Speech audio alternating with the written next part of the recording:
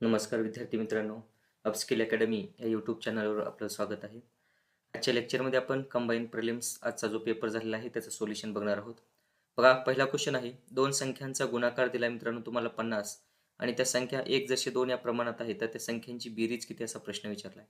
हा प्रश्न तुम्ही विदिन सेकंदात सॉल्व्ह करू शकता. त्या दोन संख्यांची बेरीज विचारली आहे. मग मला सांगा इथं जर बेरीज केली तर बेरीज किती येते? 2 + 1 किती? 3. म्हणजे येणारा आन्सर आहे 3च्या पाढ्यात पाहिजे मित्रांनो आणि 3च्या पाढ्यामध्ये एकच ऑप्शन आहे 15. म्हणून या प्रश्नाचा आन्सर असेल 15. विदिन सेकंदात हा प्रश्न तुम्ही सॉल्व्ह करू शकता. सॉल्व्ह करायचा झाला तर तुम्ही असं सॉल्व्ह करू शकता बघा. दोन संख्यांचं गुणोत्तर दिले तुम्हाला. ठीक आहे. सपोज ह्या दोन संख्या आहेत. पहिली x आणि दुसरी किती आहे? 2x आणि ह्या दोन संख्यांचा गुणाकार दिलाय. मग ह्यांचा जो गुणाकार केला तर काय येईल मित्रांनो? तर बघा ही 1 आणि 1 काय? हे 2x आणि x काय झालं रे? 2x चा वर्ग. बरोबर आहे. ह्यांचा गुणाकार किती दिलाय तुम्हाला? 50 दिलाय. मग हे किती येईल बघा? बे 2 4 बे 5 10. x चा वर्ग बरोबर 25 तर x बरोबर किती येईल? 5 येईल. जर x बरोबर 5 आलं तर त्या दोन संख्यांची बेरीज विचारल्या. त्या दोन संख्या कोणत्या येतील? एक येईल 5 आणि दुसरी 5 दुनी 10. त्या दोन संख्यांची बेरीज करा. 5 आणि 10 किती? 15. तर बेसिकनं केलं तर अशा पद्धतीने येईल. पण विदिन सेकंदामध्ये 2 आणि 3च्या पाढ्यामध्ये 15 एकच ऑप्शन होतं. टिक करायचं निघून जायचं. पुढे चला. पुढला प्रश्न आहे. वर्ष 2024 मध्ये मोबाईल वापरणाऱ्यांची टक्केवारी 43% वरून 65% झाली. बघा किती होती? 43% होती. किती झाली रे? 65% झाली. तर 43%च्या तुलनेत किती टक्के वाढ झाली? बघा 43 पासून 65 झाली. कितीनं वाढली? 5 मधून 3 गेलं, 2 उरलं. 6 तून 4 गेले, 2 उरले. कितीनं वाढली? 22 कमी जास्त हे ओरिजिनलवर होत असते. ओरिजिनल किती होती? 43% काढायचे म्हणजे इंटू 100. बरोबर आहे. ह्याला जर तुम्ही सॉल्व्ह केलं मित्रांनो, बघा आता हे पॉईंटमध्येच येणार आहे काही ना काही. वरी किती येईल रे? 2200. 2200 भागिले 43. बरोबर आहे. आता हे अप्रॉक्सिमेटमध्येच येणार आहे. मग मला सांगा 43 गुणिले जर 5 केलं तुम्ही तर बघा 5 त्रिक 15 हातचा 1 आला, 5 20 आणि 1 21 येते. 215च्या आसपास येते. बरोबर आहे. म्हणजे 43 5चा भाग जाईल. मला सांगा 5 न भागणारा एकच ऑप्शन आहे का नाही? सगळं सॉल्व्ह करायची गरज होती का? नाही. म्हणून आन्सर असेल 51.16. कारण 5 न भागणारा एकच ऑप्शन आहे. पुढे जावा येणारच नाही. म्हणजे येणार आहे आन्सर किती येते? 51.16%. म्हणून या प्रश्नाचा आन्सर असेल ऑप्शन नंबर सी. ठीक आहे. तर अशा पद्धतीने तुम्हाला एक्झाममध्ये सुद्धा प्रश्न सॉल्व्ह करायचे आहेत. पुढे चला. पुढला प्रश्न आहे. एक रिकामा जलतरण तलाव एका निश्चित गतीने पाण्याने भरला जात आहे व तो 3/5 क्षमतेसाठी त्याला भरायला 8 तास लागतात. म्हणजे काय मित्रांनो बघा. तर 3 पैकी 5 पैकी 3 भरायला 5 पैकी 3 भरायला 8 तास लागतात. तर 2 भरायला किती तास लागतील? असा प्रश्न विचारलाय. काय येईल रे? 8 दोन्ही 16. 16 भागिले 3 म्हणजे किती? 3 1 3 3 5 15. उरला किती? 1 भागिले 3. आता मिनिटात कन्वर्ट करायची म्हणून इंटू 60 करा. 3 1 3 3 दोन्ही 6. आता 5 तास 20 मिनिट लागतील. किती तास? 5 तास आणि 20 मिनिट. म्हणून या प्रश्नाचा आन्सर असेल 5 तास 20 मिनिट. Option number 2. अशा पद्धतीने मित्रांनो हा प्रश्न तुम्हाला सॉल्व्ह करायचा. ठीक आहे.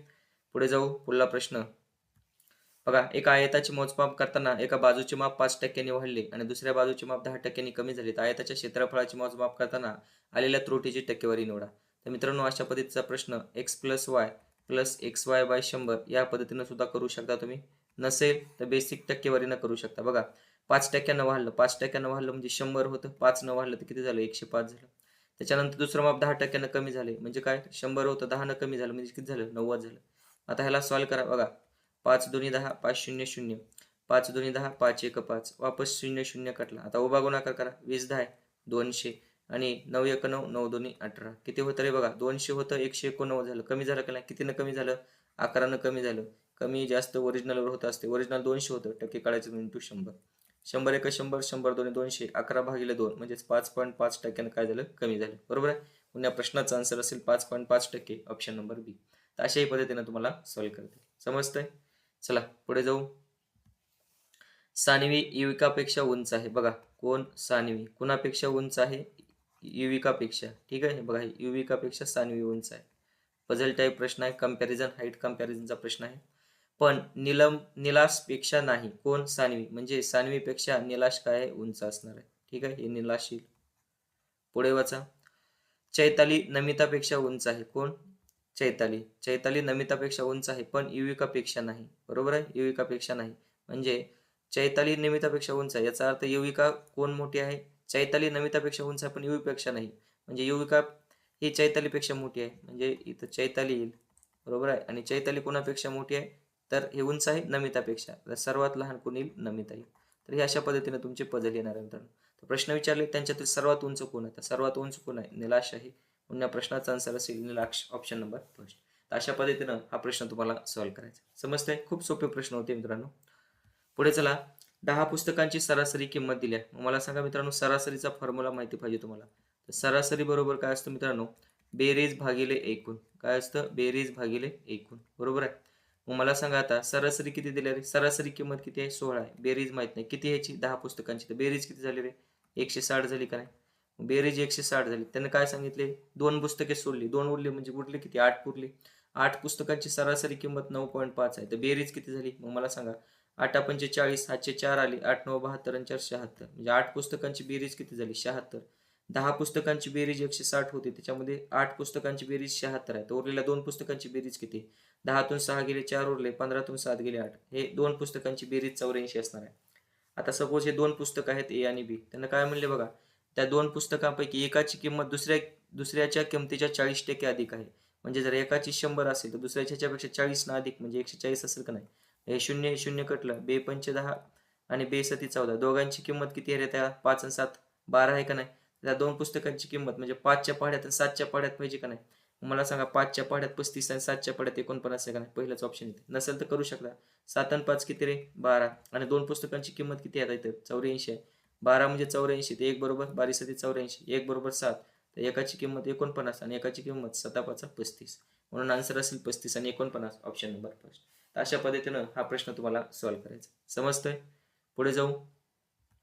बघा, एक कंपनी इलेक्ट्रॉनिक्स उपकरणाची निर्मिती करते. त्या उपकरणाची किंमत ठरविताना कंपनी स्वतःसाठी 10% नफा. सपोज 100% किंमत असणार आहे. सुरुवातीला 10%चा नफा झाला म्हणजे किती झालं? 110 झालं. बरोबर आहे. पुन्हा काय झाले? घाऊक व्यापारासाठी 20%चा नफा. मग ह्याच्यावर 20%चा नफा होईल. 110 चे 20% किती? 22चा नफा होईल. बरोबर आहे. 10% 11 तर 20% 22चा नफा होईल. 110 प्लस 22 किती झालं? 110 प्लस 22 बघा 2 2 आणि 1 3 132 झालं. बरोबर आहे. 132 झालं. पुन्हा ह्याच्यावर किरकोळ व्यापाऱ्यांसाठी 30% नफा होईल.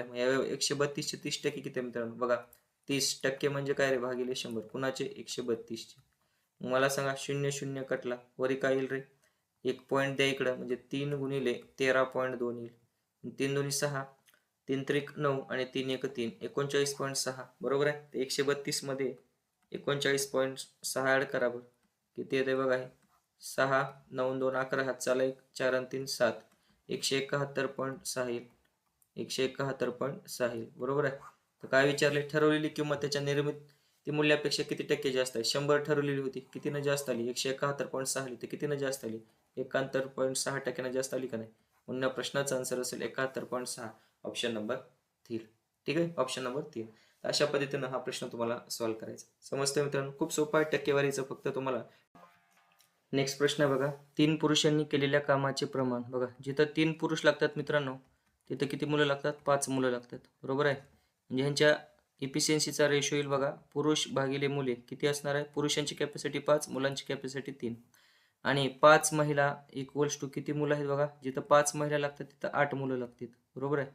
ह्यांचा रेशो किती येईल बघा? महिला डिवायडेड बाय मुले. तर महिलांच्या समोर किती आहे रे? 8. मुलांच्या समोर आहे 5. मला सांगा कॉमन काय आहे? मुलं मुलं कॉमन आहे तर कॅपॅसिटी सारखी करायची. मग इथं 5 आहे तर 3 आहे तर लसावी किती? 15. ह्याला 5 न गुणा, ह्याला सुद्धा 5 न गुणा. इथं 5 आहे 15 गुणण्यासाठी इंटू 3 इंटू 3. बघा पुरुषांची कॅपॅसिटी किती येईल? आता पुरुष, मुले आणि महिला यांची कॅपॅसिटीचा रेशो भेटेल तुम्हाला. बरोबर आहे. म्हणजे इफिशियन्सीचा. चला पुरुष किती येतील बघा? 25. मुलं किती? 15 आणि महिला किती? 24. आता बघा टोटल वर काढावं लागेल. किती रे? 12 पुरुष. 12 पुरुष. एका पुरुषाची कॅपॅसिटी किती आहे? 25. तर 12 पुरुषांची. बरोबर आहे. 12 पुरुष व 14 मुलांना. 14 मुलं. एका मुलाची कॅपॅसिटी किती आहे? 15. 14 मुलांना. ह्यांना किती दिवस लागतात? तर 24 दिवस लागतात. हे किती झालं बघा?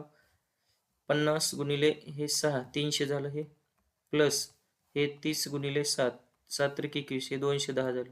300 आणि 200 510 आणि हे 24 हे टोटल वर्क झालं. ह्याला काम कोणाला करायचे? 9 पुरुष. 25 9 सव्वा 200. बरोबर आहे. त्याच्यानंतर मुलं किती? 12 मुलांना. 12 मुलं आहेत तर 15 गुणिले 12 किती झालं बघा? हे 30 गुणिले 6 180. आणि महिला किती आहेत? 15 महिला. तर हे 15 गुणिले 24 म्हणजेच 30 गुणिले 12. 12 0 0 12 त्रिक 36 360. हे किती झालं बघा? 8. हे 8 आणि 6 14 आणि 2 16 हात चाला 1 4 आणि 1 5 5 आणि 2 7 765. ह्याला जर सॉल्व्ह केलं मित्रांनो बघा किती येईल? 5 1 5 2 उरले 26 झाले. 5 5 25. 5 1 5 2 उरले 26 5 5 25 1 उरला 15 5 3 15. त्याच्यानंतर 5 न जर भागलं तर 5 एक 5, 5 दुनी 10, बरोबर आहे. आता 3 5 15, 3 1 3, हे 3 8 24, 17 त्रिक 51, 70 सखून दुर्गोदर्शन, 3 1 3, 3 दोन्ही 6 आणि 8 दोन्ही 16, म्हणून किती दिवस लागतील मित्रांनो? 16 दिवस. म्हणून प्रश्नाचा आन्सर असेल 16, ऑप्शन नंबर फर्स्ट. तर थोडासा अवघड प्रश्न होता. ठीक आहे, चला वेळ खाऊ होता. नेक्स्ट प्रश्न आहे बघा, कपल, ठीक आहे, COUPLE, याचा कोड दिलाय मित्रांनो. सगळा प्रश्न सॉल्व्ह करू नका. बघा, सुरुवात सी न 3 आहे आणि ई ची व्हॅल्यू किती असते? 5 असते का नाही? शेवट 3, सुरुवात 3, शेवट 5 न, त्यांचे नंबर आहेत. तर डी ची व्हॅल्यू 4 असते आणि टी ची व्हॅल्यू 20 असते. तर सुरुवात 4 न पाहिजे आणि शेवट 20 न पाहिजे. ऑप्शन बघा, 4 न सुरुवात, 20 न शेवट, ऑप्शन नंबर फर्स्ट. बाकी सगळं काढायची गरज नाही. समजते? चला पुढे चला. ट्रायंगल काउंट करायचे होते मित्रांनो. फक्त नंबर द्यायचे बघा, 1 2 3 4 5 6 आणि यांची बेरीज करायची. बघा, चला 6 + 5 + 4 + 3 + 2 + 1 किती येईल बघा? 6 आणि 5 11, 11 आणि 4 15, 15 आणि 3 18, 18 आणि 2 20, 20 आणि 1 21, म्हणजे किती असतील त्रिकोण? 21. म्हणून प्रश्नाचा आन्सर असेल 21, ऑप्शन नंबर 4. ठीक आहे, तर अशा पद्धतीने मित्रांनो हा प्रश्न तुम्हाला सॉल्व्ह करायचा. आय होप समजत असेल. ठीक आहे, चला पुढे चला. पुढला प्रश्न,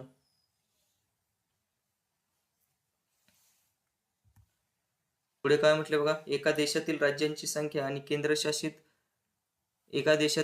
संख्या व केंद्रशासित प्रदेशांची संख्या यांचं गुणोत्तर दिले. किती आहे? 52 आणि 13. तर 13 आहे का 13? 13 चौक 52, 4 असे येईल. तर त्या देशातील राज्यांची संख्या केंद्रशासित प्रदेशाच्या संख्येच्या किती टक्के जास्त आहे? कितीनं जास्त आहे रे? हे 4 आहे, 1 आहे. कितीनं जास्त आहे? 3 न जास्त आहे. आता हे प्रश्न खरा मित्रांनो. आता ह्याचा आन्सर बघा, त्या देशातील राज्यांची संख्या किती होती रे? बघा 52, म्हणजेच इथं 4 आणि केंद्रशासित प्रदेशांची संख्या 1 होती का नाही? तर त्या देशातील राज्यांची संख्या कितीनं जास्त आहे बघा? केंद्रशासितपेक्षा 3 जास्त आहे का नाही? पुन्हापेक्षा जास्त आहे, केंद्रशासित प्रदेशांच्या संख्येपेक्षा.